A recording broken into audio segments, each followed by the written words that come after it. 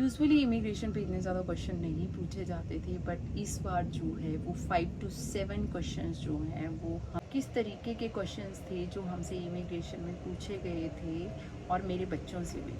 क्या सच में ट्रम्प के आने के बाद इमिग्रेशन पे चीज़ें जो हैं वो कॉम्प्लिकेटेड हो।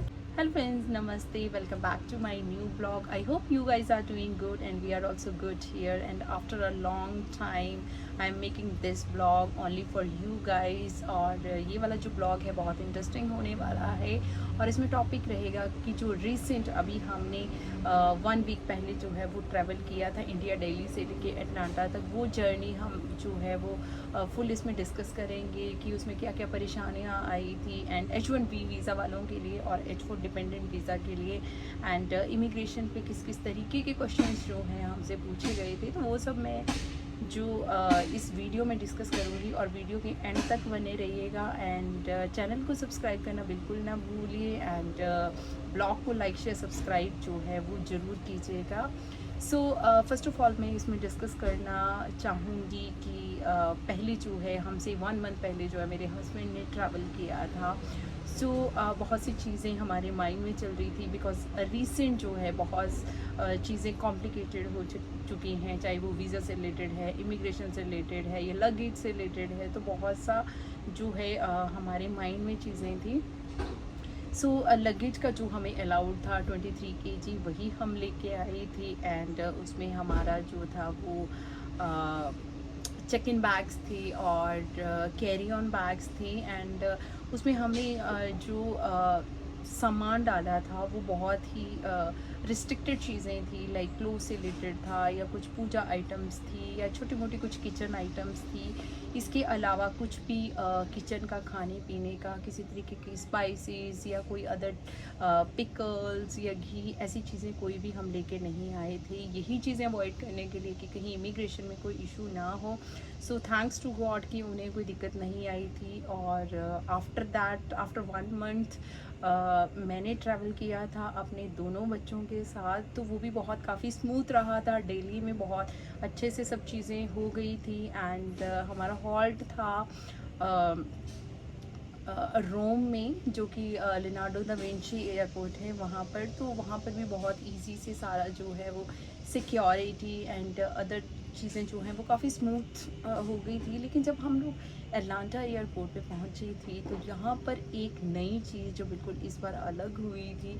मेरे साथ मेरे किड्स थे दोनों, और एक तो बहुत छोटा है, लेकिन जो बड़े वाला था 8 years ओल्ड, इवन उससे भी क्वेश्चन पूछे गए थे कि आप कहाँ गए थे, और कौन सी कंट्री में गए थे, और किसके पास गए थे। एंड ये उन्होंने 2 क्वेश्चंस जो हैं वो पूछे थे, और जो मुझसे क्वेश्चन पूछे गए थे वो भी बहुत इंटरेस्टिंग क्वेश्चन थे कि आप लोग जो हैं वो कंट्री US से बाहर जो हैं वो कितना टाइम गए थे। तो हम लोग 2 मंथ्स के लिए जो है US से बाहर थे। एंड सेकंड क्वेश्चन इसमें ये था कि आप कोई ऐसा food item, seeds kind of, या टोबैको या अदर आइटम्स, कुछ प्रोहिबिटेड आइटम्स जो हैं वो आप लेके आए थे।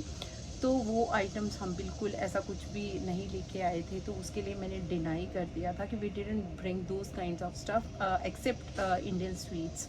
तो हम जो हैं वो इंडियन स्वीट्स लेके आए थे, तो उसके लिए जो है मैंने येस कर दिया था कि हम लोग जो है वो इंडियन स्वीट्स ही लेके आए हैं, अदर देन दैट कोई भी ऐसा आइटम नहीं है।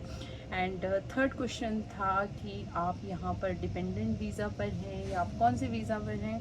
तो जो भी मेरा वीज़ा था, वीज़ा स्टेटस था, I told to them. And fourth question था कि आपके हस्बैंड कौन सी वीज़ा पर हैं, कौन सी कंपनी में हैं, और कौन सी पोजीशन पर हैं। तो ये जो था ये भी कुछ क्वेश्चंस इंक्लूडेड थे। एंड फिफ्थ क्वेश्चन था कि आप कितने टाइम से जो हैं वो US में स्टे कर रहे हैं। फिफ्थ क्वेश्चन मेरा ये था। एंड 2 मोर क्वेश्चंस थे कि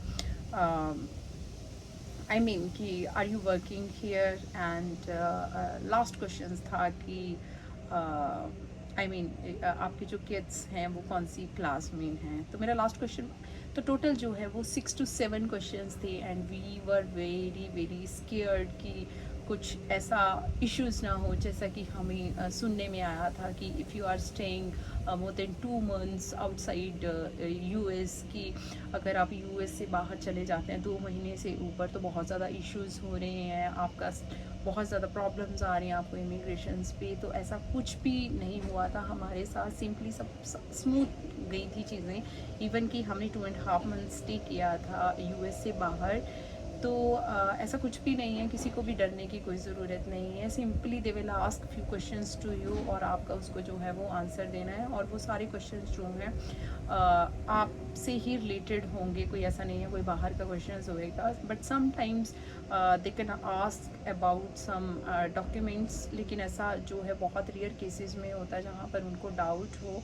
जैसे I-797 रहता है, I-94 या कुछ अदर डॉक्यूमेंट्स आपके जो वीज़ा से रिलेटेड हैं, वो क्वेश्चंस हो सकते हैं, वो डॉक्यूमेंट्स हो सकते हैं। तो वो आपको जो है वो एक्स्ट्रा जो सपोर्टिंग डॉक्यूमेंट्स है वो आपको जो है अपना लेके चलने चाहिए। एक्सेप्ट इन सब चीज़ों के ऐसा कुछ भी नहीं है। और बाकी लगेज था हमारा, तो लगेज में भी किसी ने जो है वो कुछ भी नहीं पूछा था। तो स्मूथली हम लोग जो हैं, एंड यू कैन बिलीव कि हम लोग जो है 10 मिनट्स में अपना इमिग्रेशन करके एंड अपना बैगेज लेके अपना जो है वो बाहर आ गए थे। तो ये सब हमारी जर्नी थी। तो ऐसा कुछ भी नहीं है कि जैसा कि अब यूट्यूब या न्यूज़ में बहुत कुछ सुनने को आ रहा है कि अगर आप 2 महीने से ऊपर कंट्री के बाहर जाते हैं तो उसमें बहुत ज़्यादा दिक्कतें होंगी इमिग्रेशन में। तो ऐसा कुछ भी नहीं है, बिकॉज़ हमने तो अभी रिसेंट विज़िट किया है 1 हफ़्ता पहले ही। तो ये सब चीज़ें बिल्कुल भी नहीं है, डरने की कोई ज़रूरत नहीं है। अगर आपके पास अपना वीज़ा है, वैलिड वीज़ा है और आपके पास सारे डॉक्यूमेंट्स हैं, तो आपको कोई भी डरने की ज़रूरत नहीं है। You can travel anywhere, I mean any time. तो ये सब जर्नी थी हमारी रिसेंट जो हमने ट्रैवल किया था। एंड गाइस, ये वाला वीडियो आपको कैसा लगा प्लीज़ आप कमेंट सेक्शन में ज़रूर बताइएगा, और चैनल को सब्सक्राइब करना बिल्कुल भी ना भूलें। और जो भी आपकी लगेज से रिलेटेड कि क्या क्या चीज़ें जो हैं हम लोग इंडिया से जो है वो यूएस में ला सकते हैं, या यूएस से इंडिया में लेके जा सकते हैं, या कोई भी इमिग्रेशन से रिलेटेड क्वेश्चंस है, तो आप मुझे कमेंट करके पूछिए। एंड कमेंट सेक्शन में आप पूछ सकते हैं। So definitely I will try to answer those questions. और आज का ब्लॉग मैं यहीं पे ख़त्म करती हूँ। तो मिलते हैं नेक्स्ट ब्लॉग में, तब तक के लिए see you, bye bye, take care all, bye.